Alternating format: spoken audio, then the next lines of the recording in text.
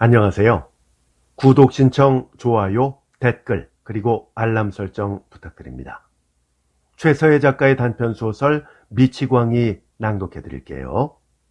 작가에 대한 소개는 저희 채널에 최서혜 작가의 작품들을 많이 올려놓았으니까 참고하시기 바랍니다.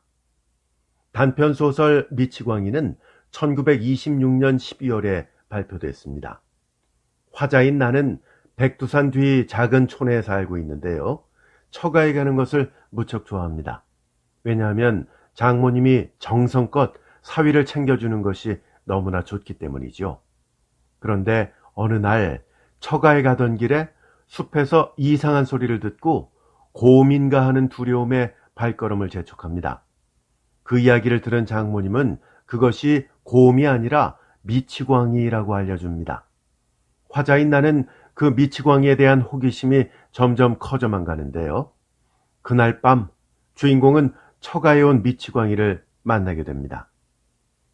그 사람은 진짜 미치광이일까요? 그 미치광이에게는 어떤 일들이 있었던 것일까요? 작품을 직접 들으시면서 확인하시기 바랍니다. 이 소설은 김동인 작가의 붉은 산, 이무영 작가의 노래를 잊은 사람, 강경애 작가의 채전, 이 작품들과 비교하면서 들으셔도 좋겠습니다. 저희 채널에 모두 다 올라가 있고요. 검색을 하셔도 괜찮고, 혹은 검색이 좀 불편하시면 본 동영상 설명란에 들어오시면 링크가 걸려 있습니다. 그럼 지금부터 최서혜 작가의 단편소설 미치광이 낭독해 드릴게요. 벌써 4년 전의 일입니다. 나는 백두산 뒤 청석하라는 조그마한 촌에 살았습니다. 그때 우리 집은 뒤에 절벽이 있고 앞에는 맑은 시내가 있는 그 사이에 외따로 있었습니다. 형제가 없는 나는 늘 우리 집에 있는 농꾼과 함께 김도 매고 소도 먹이면서 아주 재밌게 지냈습니다. 그리고 기회만 있으면 처가에 갔었지요. 내가 가면 장모께서는 사위사위 하시면서 떡도 해주고 엿도 달여주십니다. 그리고 장인께서는 낮이면 밖으로 나가시고 밤이면 이웃에 가서 장기나 두시다가 잘 때나 돼서 돌아오십니다. 그런 까닭으로 저희 집에서는 아버지의 책망이 두려워서 길을 못 펴던 나는 처가에만 가게 되면 뛰고 소리치고 바로 내 세상이 되지요. 그러므로 나는 처가에 가기를 늘 즐겨하였습니다.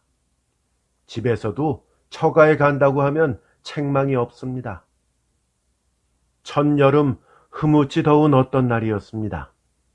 보리밭, 밀밭, 조밭 김도 아시가 지나고 후치질까지 다 필한 나는 농꾼에게 말과 소를 먹이라고 부탁하고 처가에 갔었지요. 처가는 우리 집에서 20리나 북쪽으로 더 가서 달리소라는 곳에 있었습니다. 아침을 먹고 해가 퍼져서 나는 간발을 하고 막대를 끌고 집을 떠났습니다. 이곳은 삼림이 울창하고 풀이 우거졌고 물고인 진창이 많아서 발감개를 하지 않고는 다닐 수가 없습니다. 그리고 군데군데 중국 사람 집에 사나운 개가 어찌나 많은지 몽둥이 없이는 다닐 수가 없습니다. 안팎 10리나 되는 우리 집 뒤영을 타들덕거리면서 넘었습니다. 이 영을 넘으면 무성한 나무 그늘 속 그리 크지 않은 시냇가의 연에서 쓰러져가는 초가집들이 있습니다. 이것은 백하구상이라는 동입니다. 나는 어느새 백하구상을 지났습니다. 그리하여 양장 같은 냇가 돌길로 찌찌한 풀레를 맡으면서 백하구상이라는 곳에 다다랐습니다. 이곳은 흑룡강과 백하가 합수되는 곳입니다. 나의 처당은 흑룡강을 건너서 있습니다. 나는 중국 사람의 구유 같은 통궁이 배를 타고 높고도 험한 벼랑 앞 순하고 깊은 물을 돌아 건넜습니다. 강가에 내린 나는 푸른 버들 속을 지나 경사가 완만한 옥수수밭 옆길에 올라섰습니다. 얼른 보기에는 산 같지 않게 완만한 산중턱에 외따로 놓인 처가가 퍼런 기장밭 저편에 보였습니다. 나는 다리 아픈 것도 잊어버리고 걸음을 바삐하고 있는데 바람결에 이상스러운 소리가 들립니다. 이때 나의 신경은 긴장하였지요. 나는 발을 멈추고 가만히 섰습니다. 그 소리는 확실히 두어 거리나 나가서 저편 산속에서 납니다.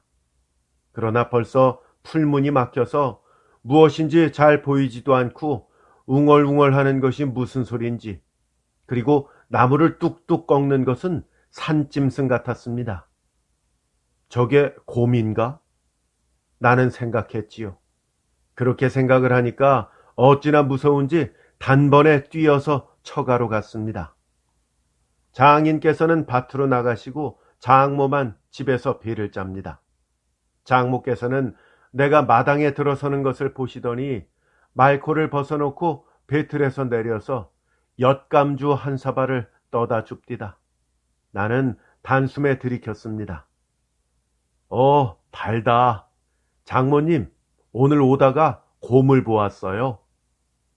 나는 큰 자랑거리나 되는 듯이 흐그럽게 말했습니다. 그리고 마루에 앉았지요. 응? 뭐? 곰을? 아이 끔찍해라. 어디서 보았누? 배틀에 앉으려던 장모는 놀라운 안색으로 나를 봅니다. 바로 이 앞산 모퉁이에서 봤어요. 나는 손을 들어 가리켰습니다. 아, 저런. 근데 곰이 사람을 보고 가만히 있던가? 장모는 더욱 놀랐습니다. 나는 대답이 구구하였습니다.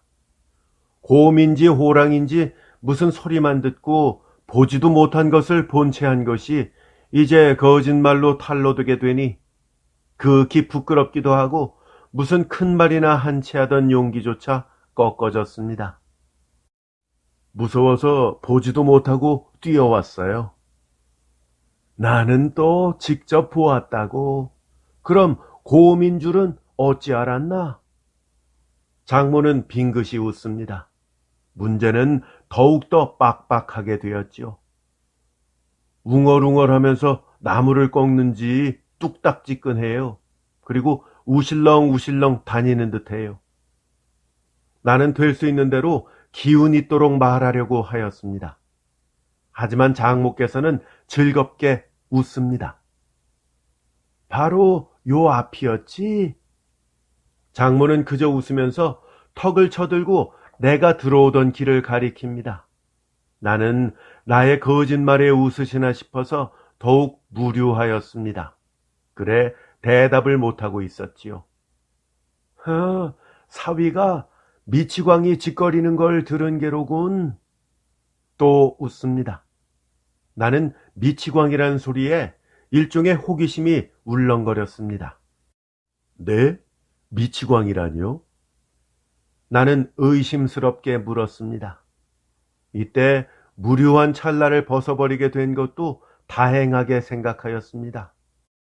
여기에 그런 사람이 하나 있어. 혼잣말 잘하는 사람. 장모는 배를 짱짱 짭니다. 홀로 말하는 사람이 어떤 사람일까? 나는 더욱더 의심이 났습니다.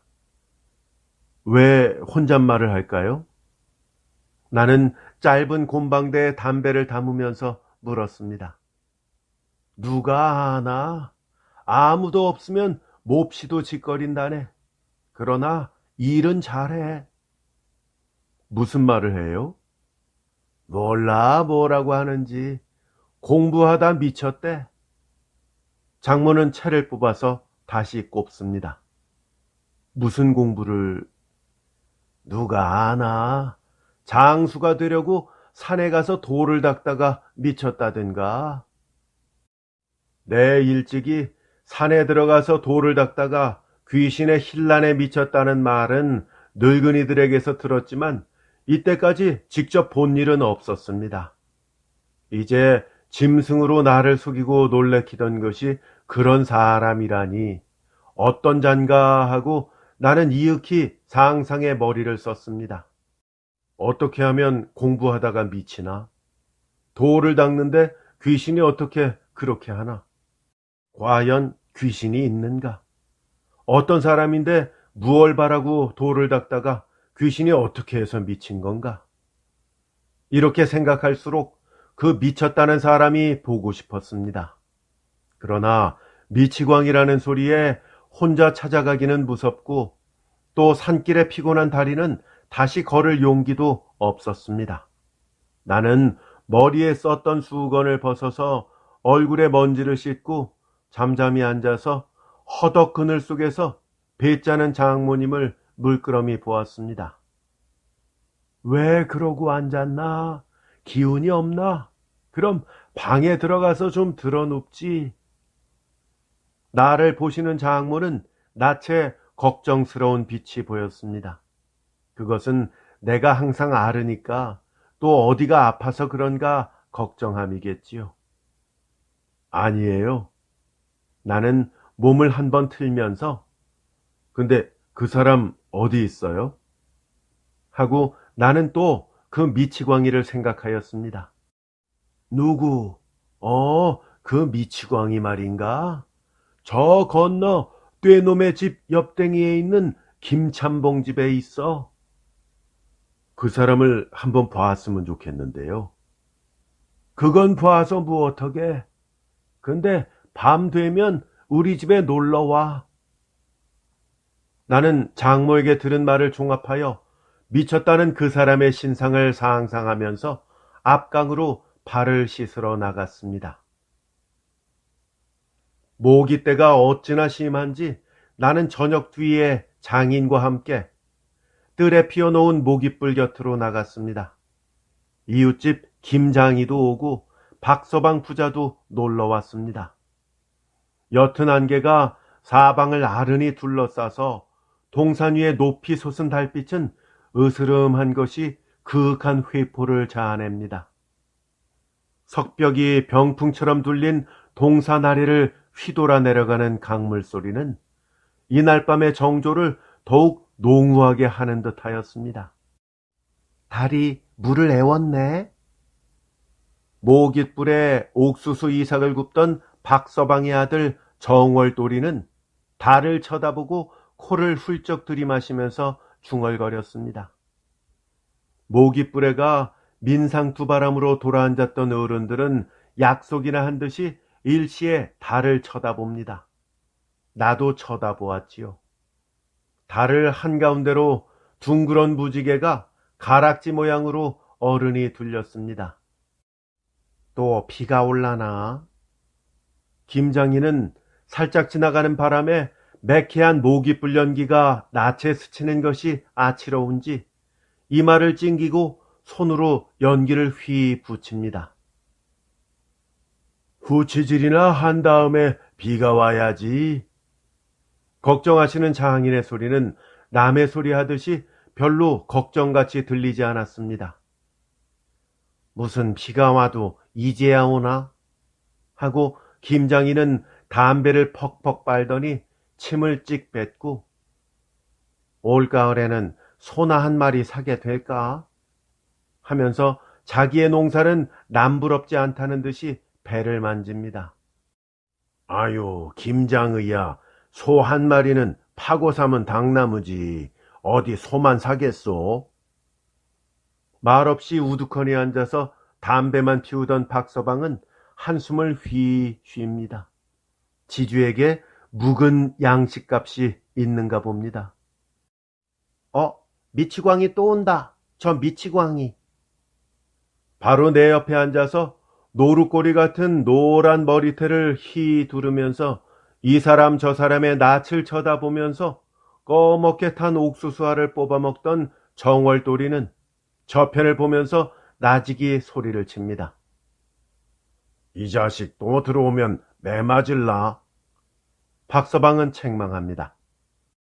나는 낮에 나를 놀래키던 미치광이가 오는 거구나 생각을 하면서 저편을 보았습니다. 달빛이 으슥한 호박밭 옆 돼지우리 뒤로 검은 그림자가 우줄우줄 오는 것이 보입니다. 그렇게 사나운가요? 나는 박서방을 쳐다보았습니다. 가만 내버려 두면 일 없지만 저한테 욕만 하면 새는 것이 없어요. 저번 이 밭임자가 미치광이라고 했다고 돌멩이로 때려서 머리가 터졌어요. 박서방은 무슨 수가 났는지 흥분된 어조였습니다. 밭임자를 때리고도 견딘다? 참말 미친 개다. 나는 이렇게 생각하였습니다. 이곳 밭임자는 모두 중국 사람들입니다. 그 떼놈들이 어떻게 무지한지 제가 글렀더라도 자기니 비위에 맞지 않으면 자기니 벌어놓은 곡식을 모두 빼앗고 주지 않거나 쫓거나 때리거나 그렇지 않으면 남몰래 죽이는 수가 흔합니다. 이렇게 머리를 디밀고 일하는 자기는 모두 조선 사람들입니다.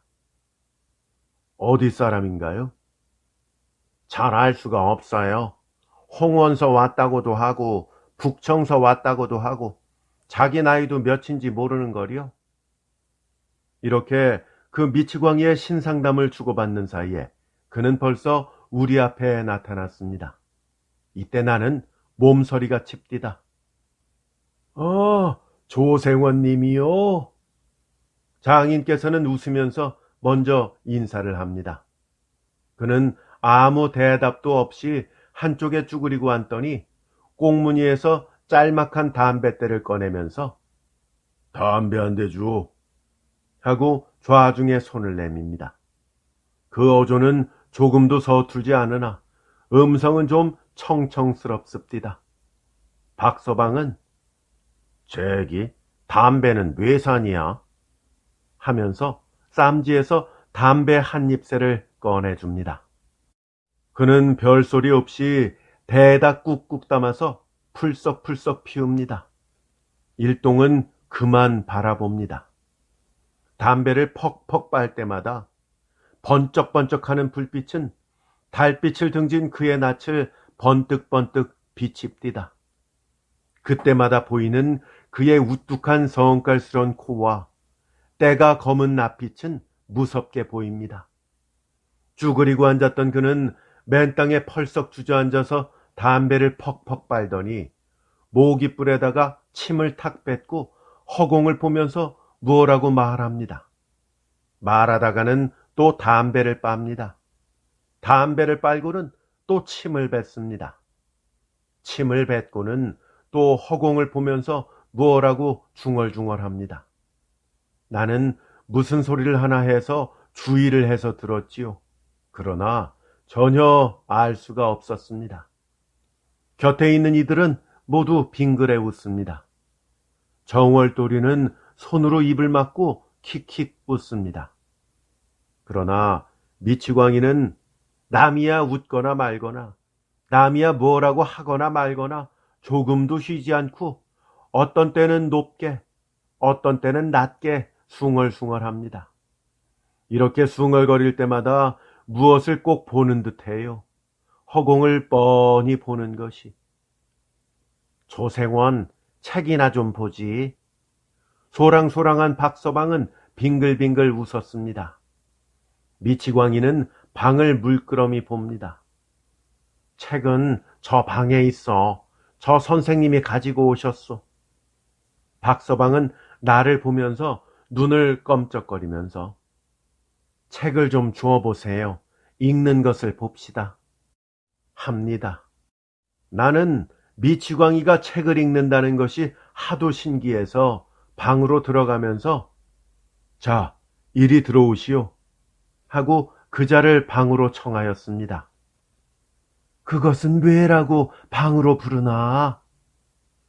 부뚜막에서 바느질 하시던 장모께서는 이렇게 말씀합니다. 그러나 나는 그 대답을 하지 않고 그자를 방으로 청하였습니다. 박서방과 정월돌이는 빙글빙글 웃으면서 문턱에 걸터 앉습니다. 깊고 찢어지고 때가 더덕더덕한 중국 의복을 입은 미치광이는 조금도 서슴지 않고 신시는 채로 방 가운데 펄썩 앉습니다. 나는 실엉에서 영웅루라는 중국 소설을 집어서 그에게 주었습니다. 그는 받아서 읽습니다. 역시 웅얼웅얼 하는데 알아들을 수가 없습니다. 그리고 책 첫 페이지를 편 지가 이슥토록 더 번지지를 않습니다. 나는 그의 동정을 살피느라고 시간 가는 줄 몰랐습니다. 한참 읽던 그는 목침을 찾아서 누우려고 합니다. 누워서는 안 돼. 책을 이리 줘. 저 선생님도 보셔야지. 문턱에 앉았던 박서방은 방으로 들어와서 그가 잡은 목침을 빼앗습니다. 저 책을 달라고 하세요. 그냥 두면 날이 밝도록 들고 있어요. 박서방은 나더러 또 말합니다. 미치광이는 가만히 앉아서 책을 이윽히 보다가 아까운 듯이 나를 주면서 좋은 책이요. 물리가 없이는 못 읽겠소. 합니다. 나는 책을 받으면서 무슨 책인지 알겠소? 하고 묻습니다. 그러나 아무 대답 없이 벽에다가 걸어놓은 기름불을 쳐다보면서 또 숭얼숭얼 홀로 말합니다. 아, 무섭습니다. 이때 불 아래서 똑똑히 보니 두 눈의 검은 자위는 셉드는 듯이 똑같이 미간으로 몰렸는데 형용키 어려운 무서운 빛이 환합디다. 나는 그만 어찌나 무서운지 밖으로 나왔지요.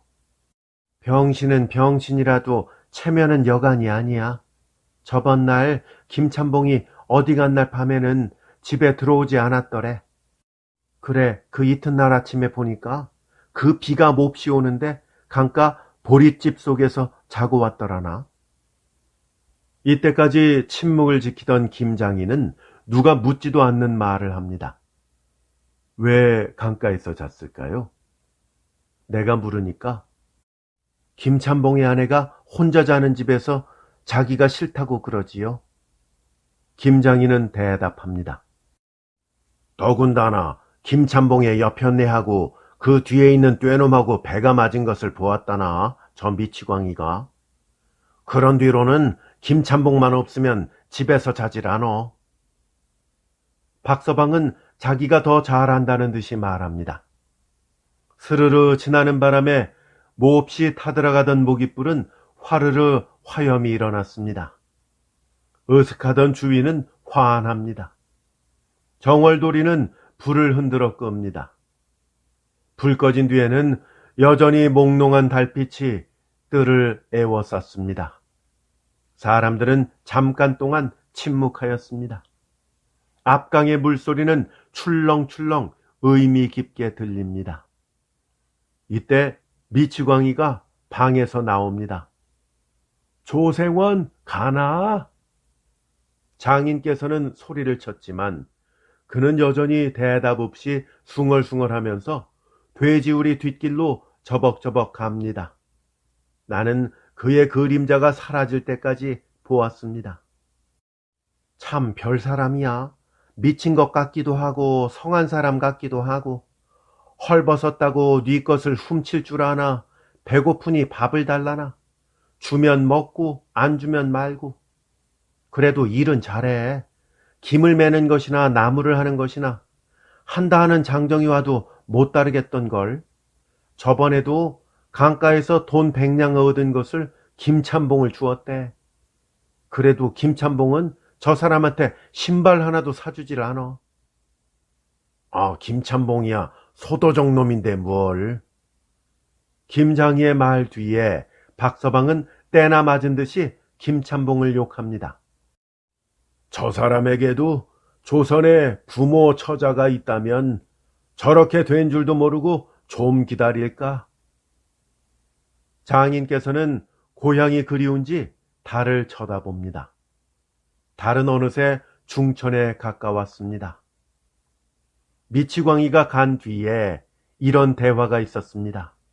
그러나 누구 하나 그의 내력을 아는 사람은 없었습니다. 다만 장모님의 말처럼 장수가 되려고 공부를 하다가 미쳤다 할 뿐입니다.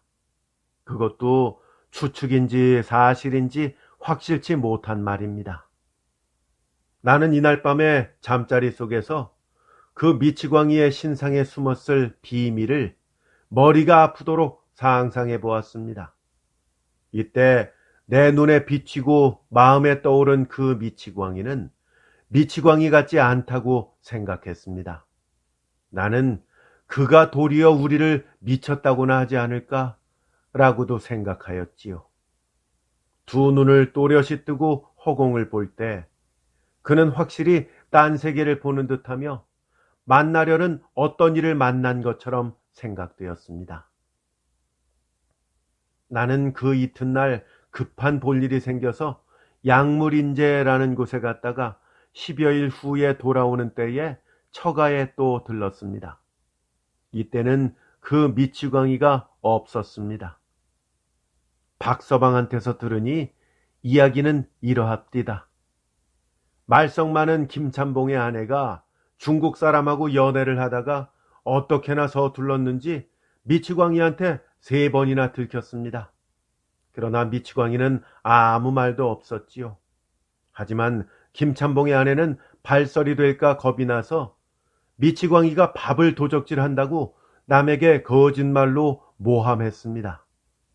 귀넓은 김참봉은 그 말을 옳게 듣고 미치광이를 죽도록 때려서 쫓았습니다. 미치광이는 김참봉 집에서 일 잘해준 보수는커녕 돈 한 푼 못 받고 매를 죽도록 맞고 쫓겨났지만 아무 말 없이 태연자약한 태도로 갔다고 합니다. 그 후에는 벌써 4년째나 그 미치광이의 소식을 나는 듣지 못했습니다. 그러나 나는 늘 돈도 계집도 모르고 천에 2억에 표방유리하여 태연자약하는 그 미치광이를 극히 생각합니다. 그 미치광이는 지금 어디 가서 살았는지 죽었는지. 최서혜 작가의 단편소설 미치광이였습니다. 오프닝에 말씀드린 것처럼 김동인 작가의 붉은 산, 이무영 작가의 노래를 잊은 사람, 강경애 작가의 채전과 비교하면서 들으셔도 좋겠습니다. 최서혜 작가의 작품들이 이미 여러 편 올라가 있죠. 이 불쌍한 오누이의 기구한 운명을 그린 누이 동생을 따라, 그리고 대표작이죠. 탈출기, 또 가난 때문에 빚어진 일들을 소설로 쓴 담요, 가난한 아내, 아내의 자는 얼굴, 8개월 함께 추천합니다. 저희 채널에서 검색하시면 되겠고요. 본 동영상 설명란에 링크도 걸어 놓았습니다. 그리고 재생 목록을 보시면 최서혜 작가의 작품들만 모아놓은 재생 목록도 따로 준비되어 있으니까 참고하시기 바랍니다. 끝까지 함께 해주셔서 대단히 감사합니다. 다음에 더 좋은 작품으로 찾아뵐게요. 안녕히 계십시오.